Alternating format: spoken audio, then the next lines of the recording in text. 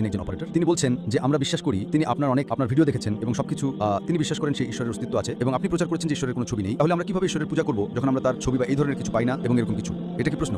হ্যাঁ ডক্টর। ঠিক আছে, ভাইরা জিজ্ঞেস করেছেন যে আমরা কিভাবে ঈশ্বরের পূজা করতে পারি ছবি ছাড়া। প্রথম নম্বর, যদি তুমি ঈশ্বরের একটা ছবি বানাও, তুমি তাকে ছোট করছো, কারণ বেদ বলে ঈশ্বরের কোনো ছবি নেই, বাইবেল বলে ঈশ্বরের কোনো ছবি নেই, কোরআন বলে ঈশ্বরের কোনো ছবি নেই। তাহলে তুমি কিভাবে?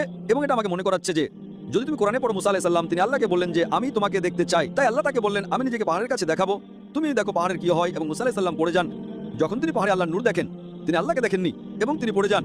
সুতরাং এটাই আল্লাহ সুবহানাহু ওয়া তাআলার মহত্ব। তুমি আমাকে প্রশ্ন করো কিভাবে তুমি আল্লাহর পূজা করতে পারো তার ছবি ছাড়া?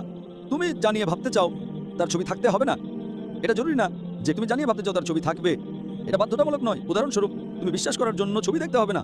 ধরো কেউ তোমাকে বলেছে আমেরিকা খুব ভালো দেশ, খুব সুন্দর দেশ, তুমি সেখানে যেতে চাও, তাহলে কি আমেরিকার ছবি দেখতে হবে সেখানে যাওয়ার জন্য? না, হয়তো দেখতে পারো, হয়তো নাও দেখতে পারো। সবকিছু বাধ্যতামূলক নয়, সবকিছু দেখা বাধ্যতামূলক নয়। এবং বিশেষ করে আমরা ইসলামে এবং অন্যান্য ধর্মগুলো বিশ্বাস করে না, যে কারণে আল্লাহ সুবহানাহু ওয়া তাআলা এতই মহান।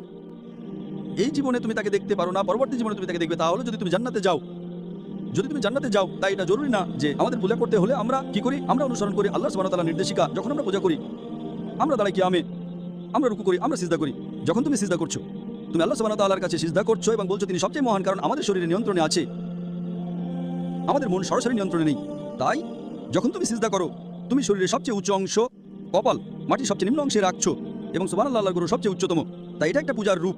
যখন আমরা আল্লাহ সুবহানাহু ওয়া তাআলার পূজা করি, আমরা পুনরাবৃত্তি করি আল্লাহ সুবহানাহু ওয়া তাআলা তথা আলহামদুলিল্লাহ, আল্লাহর গৌরব, বিশ্বের প্রভু। তুমি আমাকে একটা জিনিস বলো, তুমি যে ঈশ্বরের ছবি জানো যা অন্য ধর্মের লোকেরা ভুল করে দেখে, যে কোনো ধর্ম, যে কোনো ছবি যা তুমি অন্য ধর্মের ঈশ্বরের দেখেছো, তাতে এমন কি অনন্য আছে? আমাকে বলো কি আছে? আমি জানি না। তোমার আমার মতো একটা নাক, একটা মুখ, দুটো চোখ, এতে এমন কি অনন্য? সিনেমার হিরোরা তাদের চেয়ে ভালো দেখে, ঠিক না ভুল? ভুল।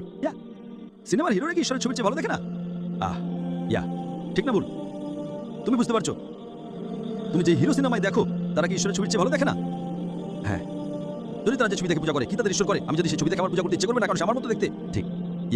আমি কেন পূজা করবো এমন কাউকে যারা আমার মতো একই গুণ? একটা নাক, একটা মুখ, দুটো চোখ আমার মতো, এতে কি অনন্য? আল্লাহ বলেন তার মতো কিছু নেই। যে মুহূর্তে তুমি ঈশ্বরকে এই দুনিয়ার কোনো কিছুর সাথে তুলনা করতে পারবে, তিনি ঈশ্বর নন। এটাই তো সংজ্ঞা। ইসলামে আল্লাহর সংজ্ঞা হলো তার মতো কিছু নেই, আর তুমি বলছো দাও ছবি। যে মুহূর্তে তুমি ঈশ্বরের ছবি দাও, সেটা ঈশ্বর না। তুমি বুঝতে পারছো? হ্যাঁ, আমি বুঝতে পারছি। ইসলামে ঈশ্বরের ছবি দিলে সেটা ঈশ্বর হতে পারে না, কারণ ঈশ্বর অনেক উচ্চতর।